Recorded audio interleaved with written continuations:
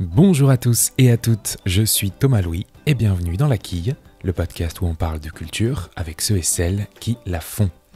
Cet été, pendant quelques semaines en attendant la rentrée, je vous propose des entretiens un peu particuliers comme des hors-séries d'été, exclusifs évidemment, autour d'un thème souvent primordial pour les artistes que je reçois habituellement, ce qui se cache derrière leurs œuvres.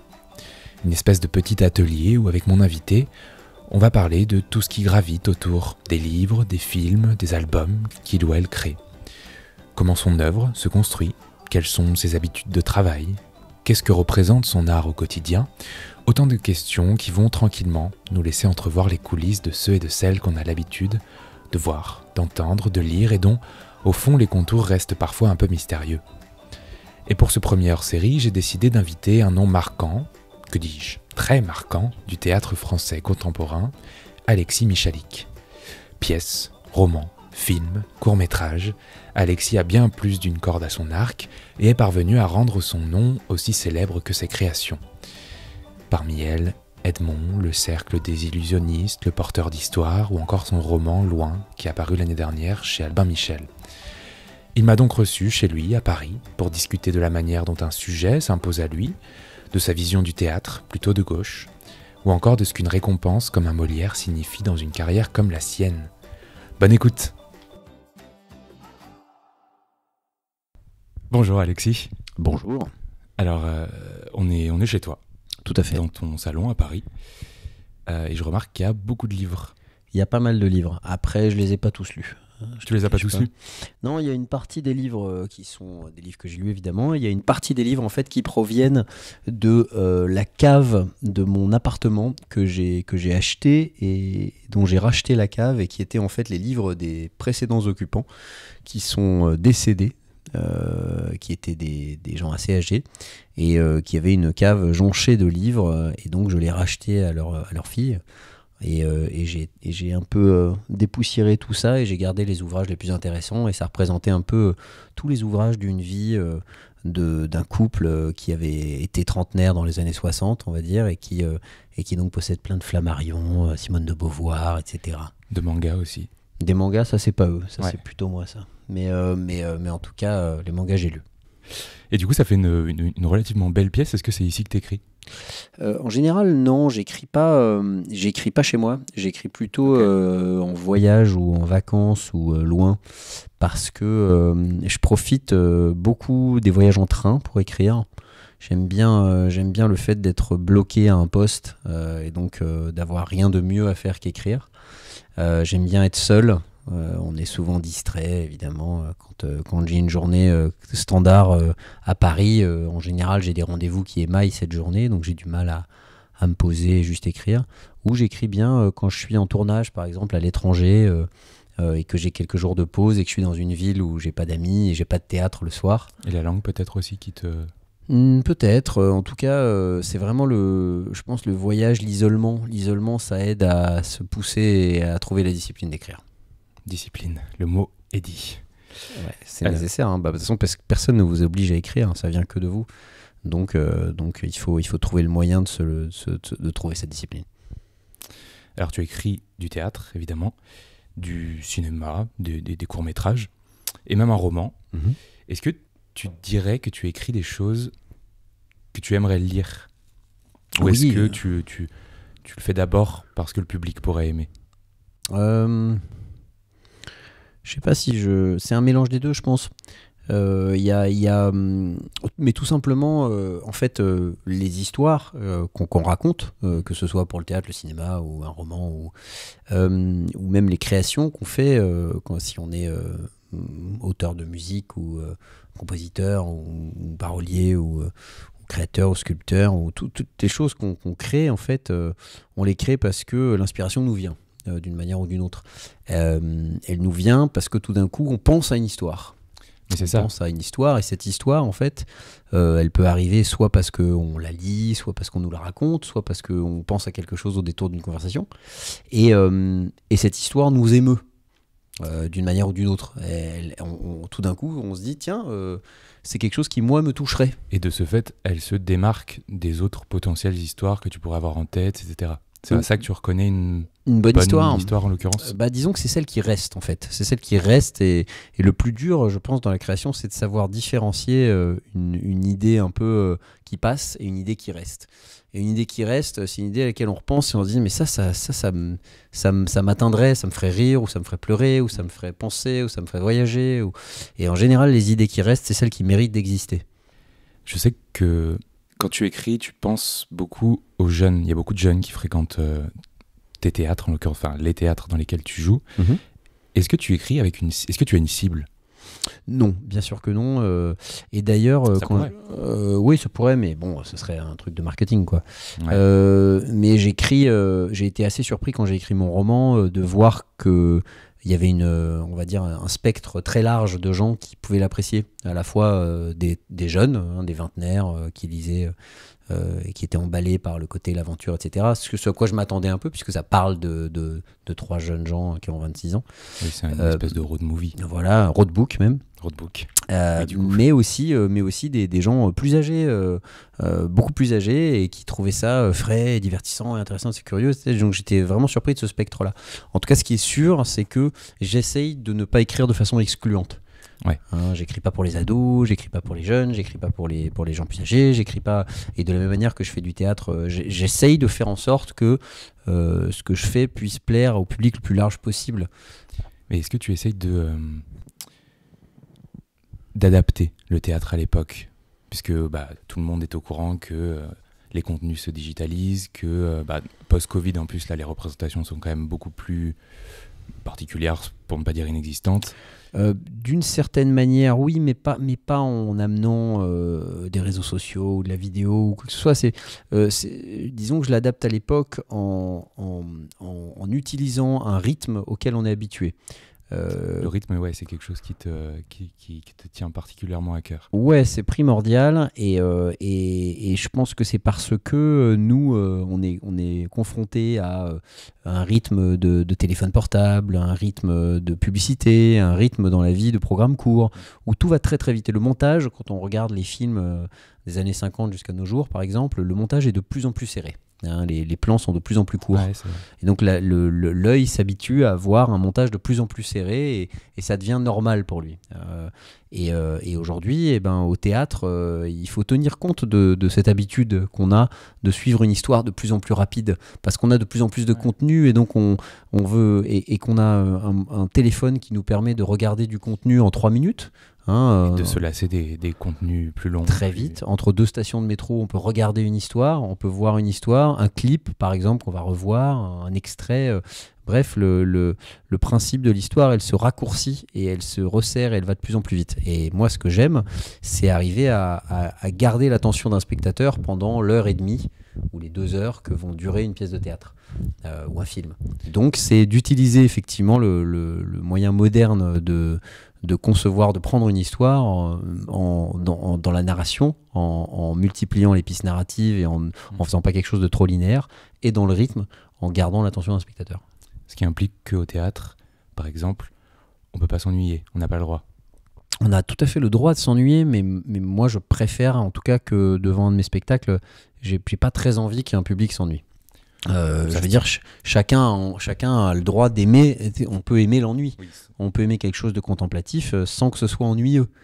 On peut aimer s'ennuyer, mais c'est quand même assez rare. En général, on aime bien sortir de quelque chose, et quand on se dit je me suis pas ennuyé, c'est plutôt un gage de qualité. Donc oui, j'essaye de traquer l'ennui. Alors toi, tu étais comédien au départ. Tu as joué au cinéma, dans des séries aussi. À quel moment tu es passé de joueur à conteur d'histoire?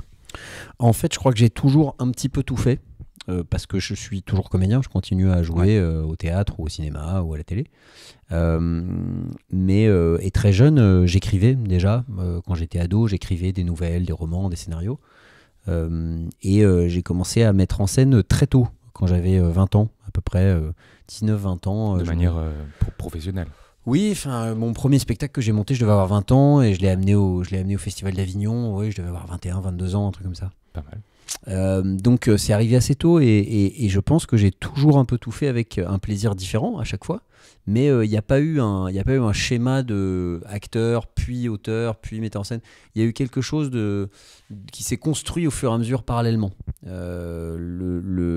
Le fait de commencer à mettre en scène des pièces, je me suis pas dit je vais arrêter de jouer. Je me suis dit je vais juste continuer à jouer, mais je vais pouvoir prendre le temps de choisir ce que j'ai envie de faire. Et puis voilà, mais après c'est ma personnalité parce que j'aime faire beaucoup de choses et je trouve que chacun de ces genres en tout cas nourrit l'autre. En revanche, il y a beaucoup de gens pour qui ça n'est pas le cas. Justement, ouais. Et tout le monde ne devrait pas faire pareil. On doit suivre ses envies. Ce qui est sûr, c'est que moi, je pense qu'on est heureux et épanoui quand on n'a pas de frustration. Et donc, le but, c'est de chasser les frustrations, de les trouver et de les cerner et de les éliminer. Et j'aurais été frustré, je pense, de ne faire que jouer ou de ne faire que mettre en scène ou de ne faire qu'écrire. Ouais. Et puis, il y a eu Edmond en 2016, si je ne m'abuse, ce qui est une pièce qui t'a valu, comme les autres en fait, un certain succès. Mais Edmond, à l'origine, c'était un scénario pour le cinéma que tu avais créé et il a été adapté sur le grand écran après, par toi d'ailleurs. Mais d'abord, tu l'as adapté au théâtre, faute de je ne sais quoi, de possibilités, d'ouverture, etc. Est-ce que tu fais du théâtre aussi parce que c'est plus simple que le cinéma? Est-ce qu'il est question de ça? Le théâtre, c'est pas plus simple que le cinéma, c'est moins cher. En tout cas, clairement. Donc les budgets sont moins gros, donc il y a moins d'enjeux financiers. Mais c'est pas plus facile de faire du théâtre. C'est juste que tu peux créer une pièce avec rien, sans budget, avec juste quelques acteurs et une répétition et un texte écrit, tu crées une pièce. Le porteur d'histoire, c'est une pièce qu'on a créée où on avait 0 budget virtuellement et on n'a pas de décor et ça s'est fait et ça a existé. Tu peux pas vraiment créer un film sans budget. En tout cas, c'est plus difficile parce que même si tu crées quelque chose avec un caméscope, un téléphone, derrière, il faut le diffuser. Malgré tout. Et c'est moins évident de diffuser un film qu'une pièce de théâtre parce que une pièce de théâtre, tu n'as besoin que de quelques spectateurs par soir pour que l'objet vive, alors qu'au cinéma, c'est pas le cas. Ceci étant, l'histoire d'Edmond, elle est un peu particulière parce que c'était un film que j'avais dans la tête, j'en ai écrit le scénario. Et puis, on n'arrivait pas à le financer. Et à un moment, il se trouve que les années ont passé et que j'ai fait les porteurs d'histoire, j'ai fait le cercle. Et à ce moment-là, je me retrouvais dans une position où j'avais la possibilité de monter un spectacle aussi ambitieux qu'Edmond en termes de nombre d'acteurs au théâtre. Et je me suis dit, peut-être qu'au fait, au final, c'est là que ça doit exister. Je ne l'aurais jamais imaginé au théâtre parce que je me disais, jamais je me retrouverai avec 12 comédiens. Puis c'était du cinéma aussi, j'imagine. Donc, C'était du cinéma dans ma tête, en tout cas. Ouais. Mais c'était tellement un gros projet d'une grosse ampleur que je ne pouvais pas le voir au théâtre. Et puis, tout d'un coup, je me suis retrouvé dans cette position de pouvoir le faire et d'avoir des gens qui m'ont suivi. Et c'est grâce au succès de cette pièce que le film a pu finalement voir le jour. Moi, ce qui compte, c'est surtout que l'histoire existe. Et c'est la même chose avec mon roman, Loin, qui était à la base une série que je voulais développer il y a 10 ans de ça. Et j'avais commencé à l'écrire et en écrire le synopsis. Et puis un jour, je me suis rendu compte que ce serait trop compliqué de la créer, cette série, parce que le budget, parce que ceci, parce que cela. Et que la seule manière que cette histoire voit le jour de manière très économique, ce serait en écrivant un livre. Et c'est comme ça que Loin a vu le jour. Oui, j'allais te demander pourquoi tu n'avais pas fait de série par ailleurs, parce que je sais que tu adores ça. Pas encore. Ok, pas encore. D'ailleurs, est-ce qu'il y a des séries en ce moment que tu regardes? Ouais, il y en tu a. apprécies particulièrement? Il y en a pas mal, ouais. Moi, je revois des séries pour la deuxième fois. J'adore les séries d'animation US. J'adore BoJack Horseman, Rick and Morty. J'adore les séries qui sont sur des formats de 30 minutes extrêmement rapides et très riches. J'aime beaucoup la comédie américaine, Brooklyn Nine-Nine, etc. Après, comme tout le monde, j'ai vu Game of Thrones, comme tout le monde, un peu tous les trucs que tout le monde a vu, Tchernobyl, etc. Friends. Oui, Friends à l'époque, c'est sûr, mais c'est vrai que je me souviens de 24 heures chrono qui a eu une grosse impact où je me suis dit, ça y est, on peut faire des choses à la télé plus incroyables qu'au cinéma, quoi. On peut faire un film de 16 heures à la télé.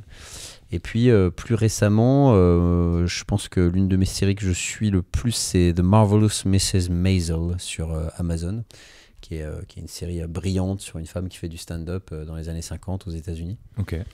J'en ai plein, la liste est longue. T'es mordu. The Mandalorian sur Disney, vachement bien aussi. Ok, Bon, voilà. c'est dit. Revenons au théâtre. Est-ce qu'il y a quelque chose que tu aimes faire dans toutes tes pièces, que peut-être on n'aurait pas remarqué nous, mais C'est-à-dire est-ce que tu as une espèce de fil rouge, disons, peut-être? Oui, il y a des points communs entre les pièces, ça, c'est sûr. L'un des points communs, c'est cette espèce de scénographie un peu épurée, avec un mur au milieu qui permet d'avoir des entrées-sorties plus faciles et d'avoir un décor qui s'adapte le plus facilement en tournée, hein, qui est né un peu de l'esprit avignonnais. L'autre point commun qui est évident, c'est qu'il n'y a pas de hiérarchie parmi les comédiens. Il n'y a pas un rôle principal et des rôles secondaires. Chacun des comédiens est payé pareil. Et ils ont chacun leur moment. Quel que soit le nombre de comédiens, ils vont jouer plusieurs rôles et ils vont avoir un rôle d'importance équivalente. Et ça, c'est quelque chose qui me tient particulièrement à cœur parce que c'est une manière de ne pas créer de frustration sur un plateau. Je pense que la hiérarchie crée des frustrations, l'inéquité sociale crée des frustrations, et c'est un peu ma manière d'imaginer une espèce de société utopique, idéale, égalitaire, plutôt de gauche. Voilà. Mais d'ailleurs, oui, il y a un esprit de troupe assez important chez toi. Et il y a surtout peu, voire pas, de comédiens hyper populaires, hyper connus, etc. Comment tu les choisis, tes comédiens et tes comédiennes? Je les choisis en allant les voir au théâtre, et puis parce qu'on me les conseille, et parfois en dernier recours, tout simplement par un processus d'audition. Mais j'aime bien aller trouver des comédiens qui sont des très bons comédiens, mais l'autre besoin nécessaire, c'est qu'ils aient le temps, parce que comme les spectacles durent longtemps, il faut qu'ils puissent s'engager sur une longue période. Potentiellement une tournée, etc. Voilà, et donc c'est difficile avec des vedettes de leur proposer ça. Et pour l'autre raison que je viens de citer, le fait que dans mes pièces, il n'y a pas de star, il n'y a pas de hiérarchie, la star c'est le spectacle. Donc c'est compliqué d'aller voir des gens qui sont des têtes d'affiche et de leur dire est-ce que ça vous dit de venir pousser des plateaux et jouer un rôle équivalent. C'est plus compliqué. En quoi tu te définis comme un auteur de gauche? Ce qui implique pas nécessairement que tu te destines à un public de gauche, bien sûr, mais... Moi, je suis quelqu'un idéologiquement de gauche. Ouais. Après, ça veut pas dire que dans mes pièces, je suis... comment dire? Je suis prosélyte. Je sais pas si ça respire dans mes pièces. Il y a une certaine... en tout cas, il y a un idéal qui les traverse. Il y a une envie d'idéal et il y a une envie d'inspirer, mais j'ai du mal à faire du théâtre politique parce que déjà, je pense que je ferais pas ça bien et je pense que d'autres gens font ça très bien. Et je pense que ce qui traduit le mieux cet idéal, c'est tout simplement ce que je disais tout à l'heure, c'est la façon dont la troupe est pensée. C'est un collectif au service d'un spectacle. Et c'est pas des individualités qui sont classées, hiérarchisées. Il n'y a pas une star et puis quelqu'un avec un second rôle et puis des figurants. Il n'y a jamais de figurants dans mes spectacles. Tout le monde vient saluer avec la même égale importance et on se met tous au service d'une cause. Et en fait, chacun a des compétences différentes et des qualités différentes et un physique différent, et une voix différente et un ton comique ou un talent comique ou un talent dramatique. Et en fait, ces talents sont exploités au service d'une œuvre commune. Et au final, voilà, je pense que c'est une vision assez... un peu clairement de gauche, quoi. Est-ce que tu as un metteur en scène directif, selon toi, ou est-ce que tu laisses de plus en plus de liberté, par exemple, au fur et à mesure que la pièce se rôde? Non, je suis très directif. Ok. Je suis très directif, je suis assez exigeant, je sais ce que je veux, mais en revanche, j'essaye en général de faire en sorte que les acteurs y arrivent par eux-mêmes. Oui, tu viens pas au théâtre tous les soirs, donc... Ah non, une fois que la pièce est lancée, c'est sûr que elle finit par vivre sa vie. Mais de toute façon, là je parlais pendant les répétitions plutôt. Une fois que la pièce est lancée, elle a une mise en scène de laquelle on ne peut pas trop bouger, parce qu'en plus il y a des distributions qui tournent. Donc si les acteurs se mettent à faire un peu n'importe quoi, ça handicape toute la distribution. Ensuite, la musique a une part prépondérante dans mes spectacles, et en fait du coup ça rythme le spectacle, ce qui veut dire qu'il ne peut pas non plus trop se ralentir, trop accélérer, trop changer, et ça permet de maintenir cette espèce de mise en scène. Alors cette année, tu as reçu le Molière du metteur en scène pour Une histoire d'amour. Quelle image tu as, quel lien tu entretiens avec ces récompenses? Ce n'est pas la première, bien sûr. Ça fait plaisir, mais Tu t'en fiches un peu ou... non, je m'en fiche pas. Ce serait mentir. Hein, ça fait vraiment plaisir. Mais disons que la première fois qu'on est récompensé, évidemment, c'est un énorme bouleversement. La deuxième fois, c'est super. Et la troisième fois, bon bah, c'est sympa. Voilà. Mais mais je pense que ces récompenses, elles sont là pour mettre la lumière sur des jeunes compagnies et sur des compagnies émergentes et pour aider ce type de spectacle. Évidemment que un spectacle qui fonctionne déjà et qui remplit déjà une salle et qui a déjà des bonnes critiques, bon bah ce sera une cerise sur le gâteau, mais ça va pas changer fondamentalement le cours de son existence. Donc mis à part flatter des égos, le but de ces récompenses, le but de cette cérémonie, et qui est nécessaire, c'est d'attirer l'attention sur le théâtre, parce que c'est retransmis à la télé, donc c'est des heures de grande écoute, donc c'est beaucoup de gens qui vont suivre ça, et qui vont se dire, ah bah tiens, je vais peut-être aller voir ce spectacle que j'ai vu au Molière récompensé. Donc évidemment que le but n'est pas de récompenser forcément le spectacle qui a déjà tout gagné, quoi.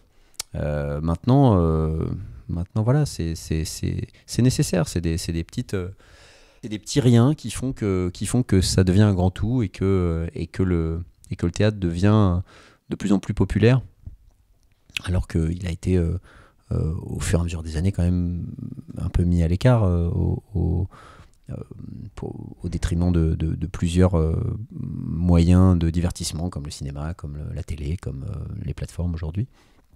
Et je pense que le cinéma, c'est un art éminemment populaire. Et la différence entre le cinéma et les plateformes et le théâtre, c'est que le théâtre est là depuis 2000 ans, des milliers d'années en fait. Donc a priori, il va pas mourir, parce que tout simplement pour les raisons économiques que j'ai citées tout à l'heure, c'est très facile de faire une pièce de théâtre. Et quelle que soit l'évolution des techniques théâtrales, il y aura toujours des spectateurs, des acteurs, un texte. Une salle. Voilà. Est-ce que tu as l'impression d'être une valeur sûre du théâtre français maintenant ? Ce serait vraiment très égotique de dire ça. Très égotique, mais est-ce que tu as l'impression que tu as le droit aussi d'être... Non, j'ai pas l'impression d'être une valeur sûre. Valeur sûre, ça veut dire que quel que soit ce qu'on fait, en fait, on est sûr que ça va marcher. Ce qui est évidemment pas le cas. Non, à chaque spectacle, il y a la question de est-ce que les gens vont suivre, est-ce que le public va venir, et est-ce que comment je fais pour me renouveler, pour essayer de continuer à surprendre spectacle après spectacle. Et je suis évidemment toujours surpris année après année de voir que les spectacles restent à l'affiche, que les gens continuent de venir les voir. Je veux dire, quand on a fait le Porteur d'Histoire pendant 3 ans au studio des Champs-Élysées, on s'est dit, bon voilà, on pourra pas avoir plus de spectateurs là. Et puis en fait, on est passé au Bélier, ça fait 4 ans qu'on y est, et on se dit, bon bah il y a toujours des gens dans la salle. Donc c'est surprenant, mais rien n'est jamais gagné au théâtre et dans la création en général. Alors ta pièce, ton film aussi du coup, Edmond, c'est l'histoire de la création de Cyrano quelques mois avant, qui est devenu ce qu'on connaît aujourd'hui. Et ce projet, tu l'avais en tête depuis une quinzaine d'années. Mm-hmm. Même chose pour Loin, ton roman qui est apparu chez Albin Michel l'année dernière. Est-ce qu'il existe sur cette terre encore un projet que tu as en tête depuis longtemps et que tu n'as toujours pas réalisé ? Oui, il y en a plusieurs même. Ok. Bien sûr. Il y en a plein et ils coexistent, et il y en a qui ne se réaliseront jamais, et c'est normal. Mais c'est la vie de la création, et c'est le jeu en fait. Et en général, quand je parle d'un projet en disant celui-là je vais le faire, ce sera mon prochain projet, au final il se fait pas. Dès que je commence à raconter, voilà, mon prochain projet, c'est sûr que ça va être ça, finalement ça se fait pas et je passe à un autre projet. C'est arrivé plein de fois. Donc aujourd'hui, je préfère attendre et parler des projets qui existent et qui ont été créés. Ok. Voilà, plutôt que de parler des projets qui pourraient être créés mais qui ne le seront peut-être pas. Et en cette période particulière, comment ça se passe pour toi ? Avec le confinement ? Ouais. Le post-confinement. Le post-confinement, pour moi, ça se passe quand même beaucoup mieux que pour beaucoup d'autres gens. Moi, j'ai la chance d'avoir des pièces qui ont beaucoup marché. Enfin, je suis un peu à l'abri financièrement, quoi. Je pense que c'est très difficile pour beaucoup d'acteurs, pour beaucoup de gens du spectacle, pour beaucoup de personnel de théâtre. C'est un avenir très incertain, qu'on a vraiment besoin du soutien de l'État sur la culture, et principalement sur le spectacle vivant, qui pâtit directement de cet état. Les tournages reprennent, Netflix, les plateformes, les cinémas peuvent reprendre. Le théâtre, c'est compliqué, les concerts, c'est compliqué. C'est un secteur qui est en péril, donc il faut l'aider. Donc je me sens très concerné par la situation. Moi personnellement, je vis de manière très confortable, donc j'ai pas ce problème-là. Donc je continue à créer, à écrire et à attendre que ça puisse rouvrir. Et tout ce que je peux faire, c'est espérer qu'on puisse rouvrir et que ça fasse tourner cette grande famille en fait d'acteurs et de gens du théâtre qui travaillent avec moi sur nos spectacles. Sur ces belles paroles. Merci beaucoup, Alexis. Merci à vous. Et bien voilà, la quille de l'été, c'est terminé, mais on se retrouve évidemment dans quelques jours avec un nouvel entretien et un nouvel invité pour parler de tout ce qui gravite autour de son œuvre. Merci beaucoup pour votre écoute et bel été.